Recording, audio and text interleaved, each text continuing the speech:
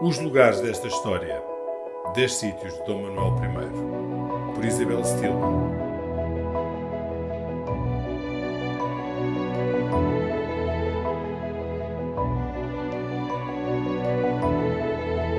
Imagino que está aqui no dia 21 de junho de 1483, em frente da chamada Torre das Cinco Quinas em Évora. Vou pedir-lhe que use a sua imaginação. Aqui dentro desta torre está preso Dom Fernando, Duque de Bragança. É o homem mais importante e poderoso do reino a seguir ao rei Dom João II. Dom João II há muito que desconfiava que o Duque de Bragança e a Duquesa de Beja e Viseu, o irmão mais velho de Dom Manuel, Dom Diogo, estavam envolvidos numa conspiração que tinha por objetivo matá-lo e tomarem o trono. Era uma conspiração em que ele imaginava em conluio com os reis de Castela e estava muito nervoso com isto. Mas, para poder avançar na sua vingança contra esta conspiração, era preciso retirar-lhes o príncipe Dom Afonso, que estava em mora em terçarias.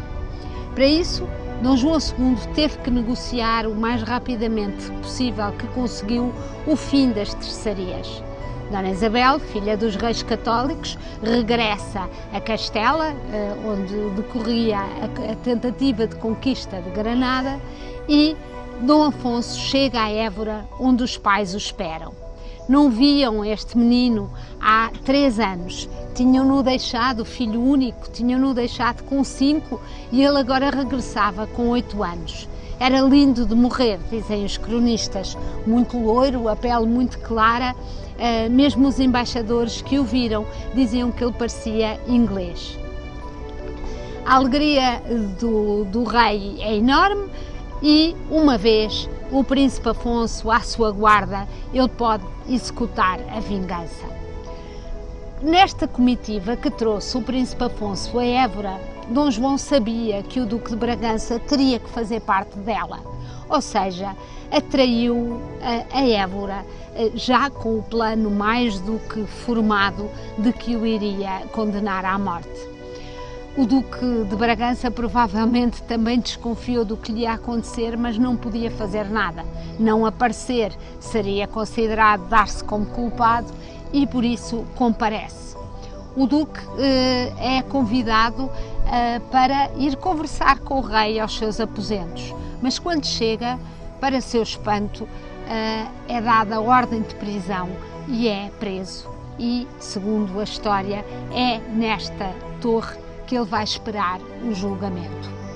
Dom João II reúne 21 juízes, supostamente todos imparciais, mas obviamente a sentença já estava mais do que decidida, até porque havia de facto provas fortes contra o Duque de Bragança e os seus 3 irmãos, havia provas fortes contra o irmão de Dom Manuel, havia provas fortes inclusivamente contra muitos judeus como Isaac Abravanel, o Rabi, que se teriam associado para destronar Dom João II, que punha em risco muitos dos seus negócios e muito do poder da alta nobreza.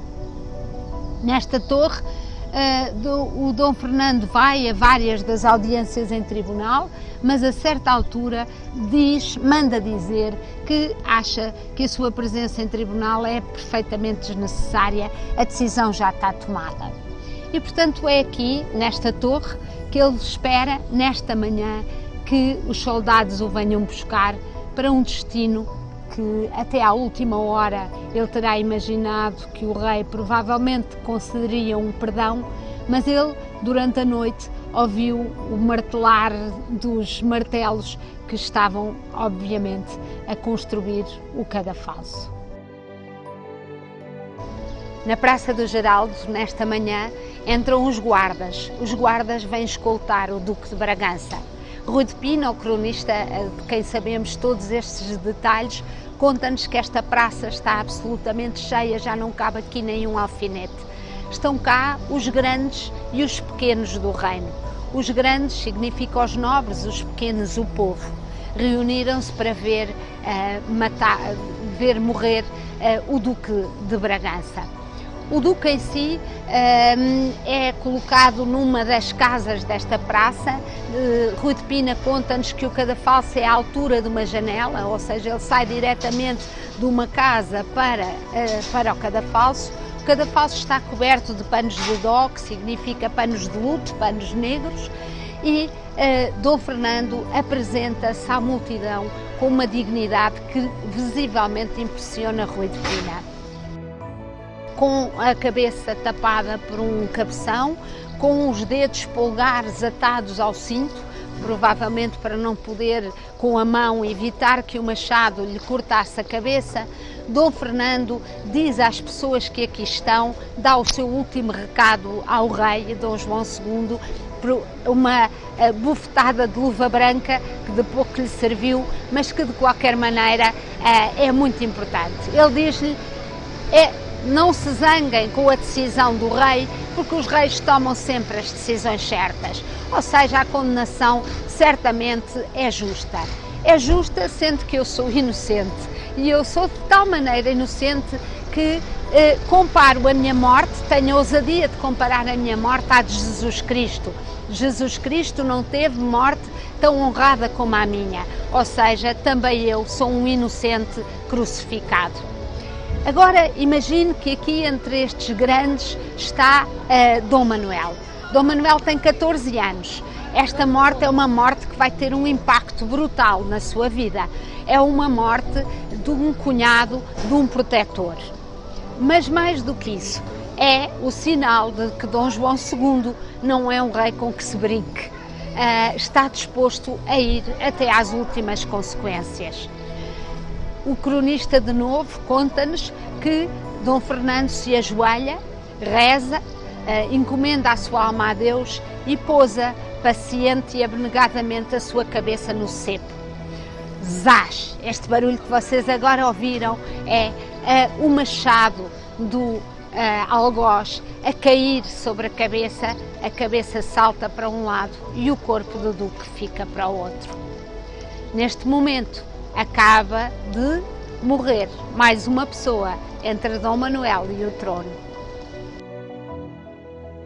Nesse mesmo dia, 21 de junho, ao final da tarde, vai acontecer neste palácio, que hoje em dia tem o nome de Palácio Dom Manuel, em Évora, vai acontecer uma conversa que vai ser determinante para o futuro de Dom Manuel e para o futuro de Portugal.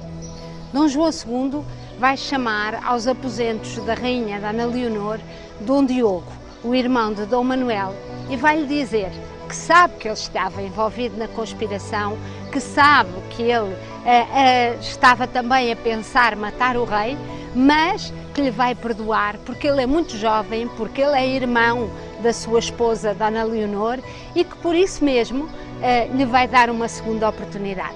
No próximo episódio vamos conseguir perceber o que é que Dom Diogo vai fazer com essa oportunidade que Dom João II lhe dá.